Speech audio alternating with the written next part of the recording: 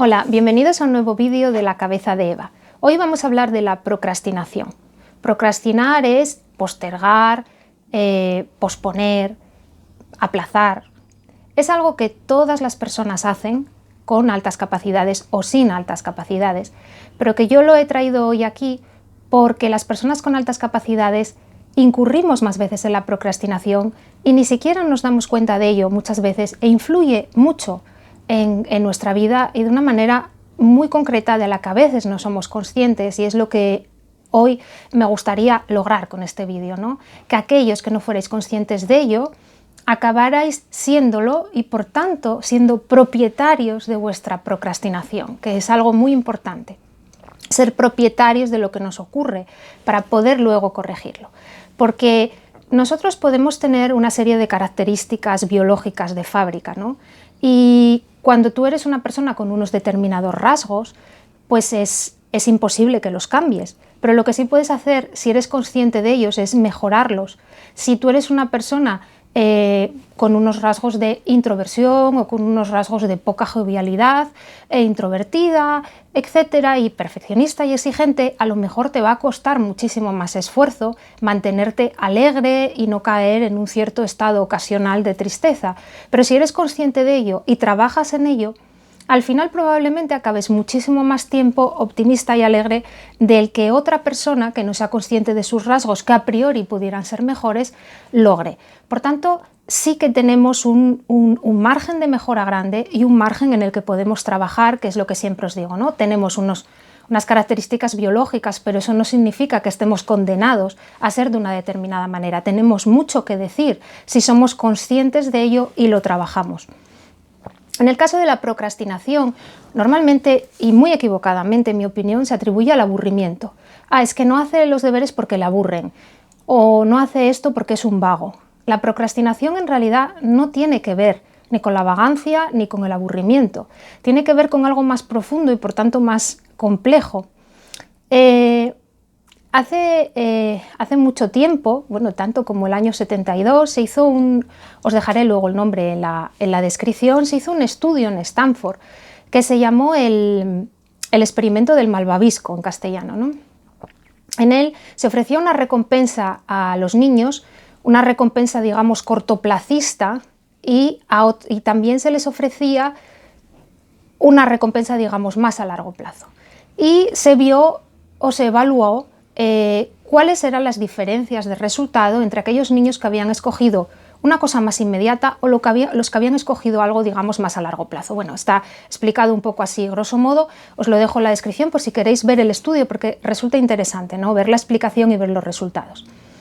¿Qué ocurre? Que nuestro cerebro es cortoplacista. A nuestro cerebro le cuesta muchísimo evaluar las cosas a largo plazo, porque al final una parte muy principal de sus funciones consiste, como ya hemos hablado muchas veces, en mantenernos vivos, y mantenernos vivos, que es mantener nuestra temperatura corporal, comer, beber, reproducirnos y huir de los peligros, ¿no? Y al final, por mucho que el mundo haya cambiado, nuestro cerebro se ha quedado un poco encasquillado en estas cosas básicas, que son las que explican también nuestras emociones básicas y un buen número de los problemas de gestión emocional que tenemos. Entonces, como a nuestro cerebro le cuesta evaluar las cosas a largo plazo, le cuesta mucho tener que sacrificarse y hacer algo que no le apetece en el corto plazo, algo que no le gusta, pudiendo hacer algo que le agrada más, a cambio de algo que va a obtener dentro de 3 meses o dentro de un año. Entonces, este tipo de evaluación así tan cortoplacista es la que hace muchas veces nuestro cerebro, y por ello procrastina, o por ello procrastinamos, no le echemos toda la culpa. La parte del cerebro que rige todas las recompensas es el sistema límbico, y el encargado, y aquí viene la parte que os va a hacer gracia como personas con altas capacidades, el encargado de regular el sistema límbico es nuestra corteza prefrontal.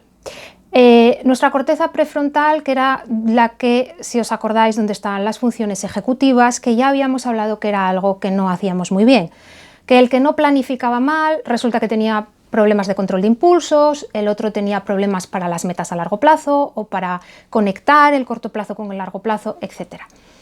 Hay estudios al respecto, pero no hay un estudio concreto que yo os pueda decir ahora donde diga exactamente a partir de tal inteligencia las personas empiezan a tener problemas con las funciones ejecutivas por esto, por esto y por esto. Ese estudio así tan concreto no está, pero sí que se han visto los resultados y como ya os he mencionado muchas veces, lo que sí se ha visto es que la mayoría o muchas personas con altas capacidades experimentamos problemas con ciertas áreas que tienen que ver con las funciones ejecutivas. Entonces, ¿qué pasa? Que las funciones ejecutivas o este cerebro, digamos, ejecutivo, es el que tiene que parar al sistema límbico y decirle, no, quieto parado, no te vas a poner ahora a mirar vídeos de YouTube porque ahora lo que tienes que hacer es hacer los deberes. Entonces, como no lo hace, pues al final acabamos teniendo problemas de procrastinación. Claro, esto es la biología. Y os lo decía antes, ¿no? Ahora me diréis, bueno, ¿y entonces cómo vamos a luchar contra esto? Pues como luchamos contra todo, haciéndonos dueños del proceso. Sabemos que esto nos ocurre y podemos pararlo cuando sabemos que nos ocurre. Porque el problema es todos esos años que pasamos sin saber, que cuando nos ponemos a hacer los deberes y de repente nos volvemos súper creativos y nos apetece pintar un cuadro, estudiar un idioma, hacer deporte, que en realidad no estamos siendo creativos, lo que estamos haciendo es no hacer lo que tenemos que hacer y lo que en realidad estamos haciendo es procrastinando. Y a nosotros no nos da esa impresión, pensamos, ay, fíjate, cada vez que me pongo a estudiar, bueno, fíjate, es que me salen 1000 historias, me apetece escribir, me apetece pintar, a otro le apetecerá otra cosa, pero todo menos hacer lo que tenemos que hacer. Entonces, es interesante cuando somos conscientes del proceso porque podemos ser capaces de pararlo. Cuando algo nos está ocurriendo y somos perfectamente conscientes de cómo empieza y cuándo empieza, es cuando nosotros podemos sustituir a nuestro córtex prefrontal y decir, quieto parado porque yo quiero hacer esto, por esto y no voy a dejar que me convenzas de otra cosa, ¿no?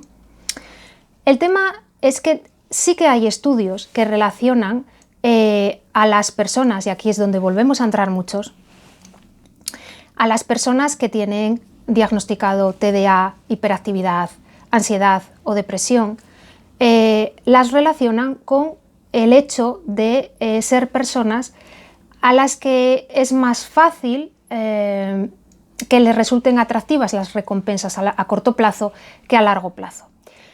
Si lo pensáis sin llegar a tener que tener uno de estos diagnósticos, cuando nos sentimos tristes, imaginad que no os gusta mucho ir al gimnasio y os sentís un poco decaídos.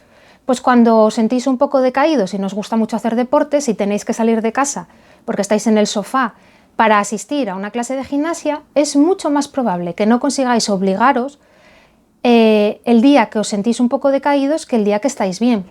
Porque cuando uno se siente un poco triste le cuesta muchísimo más obligarse a hacer algo que no le apetece. Entonces, si veis, también hay una relación ahí, ¿no? Con una serie de casuísticas que también en muchos casos afectan a las personas con altas capacidades. Hace muchos años, bueno, tampoco tantos, pero una serie de años, cuando no todo el mundo corría, y cuando yo ya era consciente y dueña de mi procrastinación, llamémoslo así, a mí me echaron de un trabajo. Yo tenía una compañera que me estuvo haciendo moving durante mucho tiempo y creó un estado de opinión sobre mí, de tal manera que en un momento dado yo me tuve que quedar de baja por culpa de mi embarazo, sufrí un embarazo de altísimo riesgo y me tuvieron que poner a reposo. Y llegó al extremo esta persona de extender por la empresa que yo no estaba realmente de baja por mi embarazo, sino que estaba fingiendo mientras buscaba otro trabajo y ellos me pagaban.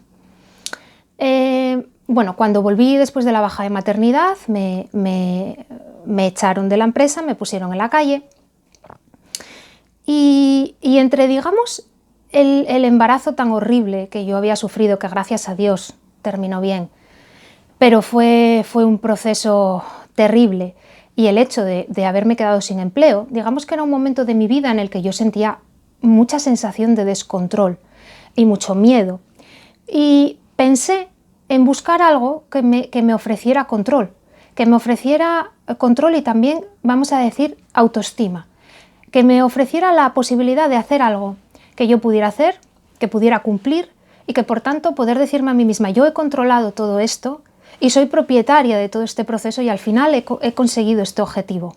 Para sacar al final ese poder que te da cuando consigues algo. Así que decidí correr una media maratón. De aquella no corría tanta gente, ni era tan popular el tema, y sobre todo, aunque os he contado que yo soy una persona muy deportista, que lo soy, lo que nunca os he dicho es que no soy una persona ni particularmente dotada para correr, ni para el deporte del atletismo en concreto. Soy una persona bastante lenta. No llego al extremo de los perezosos de aquella película que creo que era Zoópolis o Zotrópolis, que iban como súper lentito. No llego a ese extremo, pero sí es verdad que camino lento, que no corro muy rápido. Entonces, para mí una media maratón en muchos sentidos era un enorme reto. Porque además, aunque corro, pues no es mi deporte favorito y entonces me aburre. Así que, ¿qué hice? Me planifiqué con 9 meses de antelación correr una media maratón. Empecé corriendo 2 días a la semana, luego 3, luego 4 y hasta que terminé corriendo 5 y pudiendo ser capaz de correr 2 horas y media. Al final corrí mi media maratón y cuando la terminé, aquella sonrisa y aquella satisfacción que sentí me valió y me cundió durante muchísimos años y me dio fuerza durante muchísimos años a lo largo de muchas circunstancias que no fueron especialmente agradables. Porque cada vez que algo me sucedía, yo me ponía aquella película y decía, cuando yo quise conseguir algo, cuando yo puse mi cabeza en algo, lo planifiqué y me esforcé, fui capaz de conseguirlo. Y lo conseguí.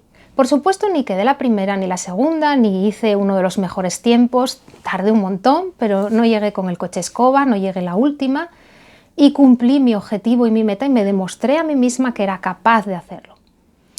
No procrastiné, salí a correr aunque no me apeteciera, aunque lloviera, aunque no hiciera sol, aunque me doliera algo, aunque mil cosas, aunque no tuviera ganas y como no procrastiné, lo logré.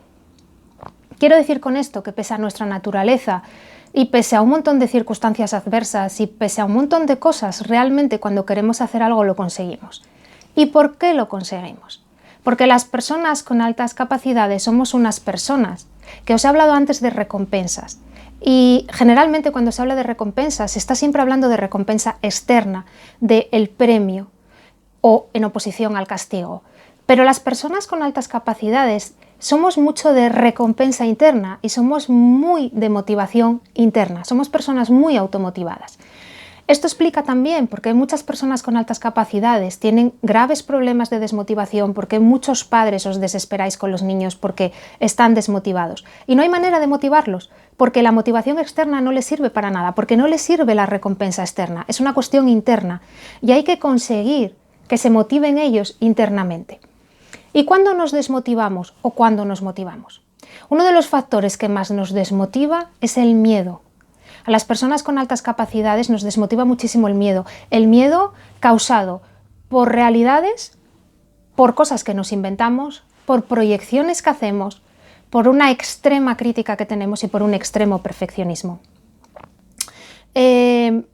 Yo os diré, por ejemplo, os lo contaba en el vídeo anterior, que no en el vídeo, en la descripción os había puesto que, y os lo había comentado también en el blog, que en este año había estado haciendo un curso universitario, un posgrado, para ser coach mentor y que planeaba establecerme como coach mentor a partir de julio. Así que hace unas semanas decidí ponerme a buscar, pues imaginad, ¿no? Para poner una web, para ver cómo la gente podía contactar conmigo, etcétera, etcétera. En el momento en que yo me puse a hacer eso, mi proceso de procrastinación empezó. Yo también estoy estudiando un idioma, bueno, aparte de, ya os lo conté también, una carrera universitaria a distancia, trabajando, etcétera, mil cosas. Y justo en el momento en que yo me puse a buscar páginas web y servidores, en ese momento, fijaos, decidí que me apetecía muchísimo empezar a estudiar este idioma que estudio. Una necesidad extrema de ponerme a estudiar este idioma. Cuando otros días, cuando me toca planificadamente ponerme a estudiarlo, no me apetece nada. Pero como yo ya conozco y soy dueña de mi proceso de procrastinación, en el momento en que vi aparecer eso, la fea cabeza de ¡ay, voy a ponerme a estudiar esto!, lo paré y dije, no, yo ahora lo único que tengo que hacer es ponerme a buscar esta página web. Pero ahí apareció lo siguiente, que fue el miedo. Y empecé a pensar Y empecé a decir, ay, madre mía, con todos los coaches y mentores que hay, buf, ¿quién me va a llamar a mí? Y con toda la gente que hay por ahí que lo hace, uy, pues, ¿cómo me va a ir bien? Y empecé a pensar en todas las cosas que podían ir mal. Y justo cuando vi que eso empezaba a pasar, lo volví a parar, reconduje la cabeza de nuevo y me dije a mí misma, no, yo lo único que tengo que hacer en este momento es ponerme a buscar páginas web. No tengo que pensar nada, no tengo que pensar en qué hacer con ellas ni qué no, solo tengo que mirar precios, tengo que mirar dónde lo voy a colgar, etcétera, etcétera, nada más. Voy a mirar si se lo encargo a otra persona, si lo hago yo, lo único. Y paré ese proceso, paré el miedo. ¿Por qué? Porque el miedo empieza a desmotivarte, empieza a quitarte esa motivación interna. Esa motivación interna que es la de voy a conseguir esto, voy a conseguir hacer mi media maratón. Y entonces, como te empiezas a desmotivar, dices, pues ya no salgo a correr porque llueve. O fíjate, voy corriendo y me acaba de pasar una señora que va andando. O, qué mal corro, ¿no? Voy a ir la última, va a pasar el coche escoba, bueno, se van a reír de mí. Si yo hubiera pensado todo eso, no hubiera corrido la media maratón. Pero como en aquel momento ya era dueña también de mi proceso y sabía cómo era, cada vez que esto aparecía en mi cabeza, lo paraba, lo paraba, lo paraba. Y es el único modo de hacerlo. Por eso os dije al principio que teníais que ser dueños de vuestro proceso de procrastinación. Porque aunque todo el mundo lo hace y todas las personas lo hacen, nosotros lo hacemos más a menudo y lo hacemos más a menudo porque nos diluimos en un montón de miedo, de crítica, de perfeccionismo, y eso nos quita la motivación intrínseca. Y cuando perdemos la motivación intrínseca, como los premios externos, el me van a dar una medalla, me van a dar una camiseta, o mira lo que voy a presumir diciendo que corrí una media maratón, como todo eso generalmente nos da exactamente igual y no nos aporta nada, al final, habiéndonos diluido y habiendo perdido la motivación interna, no lo llevamos a cabo. Y entonces, ¿cuántas cosas perdemos en el camino? ¿Cuántas cosas no hacemos? O fijaos, ¿cuántas cosas hacemos, pero no las hacemos tan bien como deberíamos? Porque yo conseguí correr mi media maratón y la corrí, no os digo que no hice una maravilla, pero la hice muchísimo mejor que si hubiera, en lugar de entrenar los meses que entrené para llegar medianamente preparada, hubiera entrenado 4. Entonces, ¿cuántas veces con algo que tiene un plazo, un deadline, nosotros lo que hacemos es dejarlo para el último día? Y entonces, como somos muy capaces, pues muchas veces conseguimos hacerlo y conseguimos entregar eso a tiempo y a veces hasta lo entregamos bien y a veces hasta merece la pena lo que entregamos. Pero ahora yo os pregunto, ¿y si lo hubiéramos hecho con tiempo? ¿Y si le hubiéramos dedicado el esfuerzo necesario? ¿No hubiera salido muchísimo mejor? Entonces, ¿cuántas cosas nos debemos a nosotros mismos? ¿Cuántas cosas podríamos haber hecho mejor y no las hemos hecho precisamente por pensar que no las podíamos hacer bien? Y eso es lo que es triste. Entonces, al final tenemos una deuda con nosotros mismos por culpa de esto, ¿no? Al final la procrastinación es algo que nos está quitando oportunidades y que nos está restando y que nos impide avanzar en muchos casos y que a muchas personas, por falta de esa motivación interna, les lleva a diluirse, ¿no? Hace poco, es que ha coincidido que me han escrito varias personas hablándome de la EBAU. Para los que estáis del otro lado del océano, que aprovecho para saludaros a todos, gracias por estar ahí. También a los que estáis aquí, por supuesto. Pues para vosotros deciros que la EBAU es como el SAT, es la prueba universitaria que tenemos aquí en España, ¿no? Justo varias personas me han escrito hablándome de ello. De me pongo a estudiar y es que no puedo, y es que ¿por qué me pasa esto? ¿Por qué me pasa lo otro? Al final es un proceso sencillo. Yo me pongo a estudiar y en el momento en que me pongo a estudiar, hasta que me pongo a estudiar todo va bien. En el momento en el que me pongo a estudiar, atacan los cocos, atacan los miedos, ataca él. ¿Para qué me voy a poner a estudiar si total no sé qué carrera estudiar? ¿Para qué me voy a poner a estudiar si no voy a aprobar? ¿Para qué me voy a poner a estudiar si va a sacar mejor nota que yo, Pepita, que es una bruja y me cae fatal y yo soy muchísimo mejor y soy muchísimo más inteligente, pero ella va a sacar mejor nota porque es que yo, claro, porque llego al examen y me voy a poner nerviosa? ¿Para qué me voy a poner a estudiar si me van a preguntar tal cosa de historia que es que se me da fatal? ¿Para qué me voy a poner a estudiar si voy a suspender?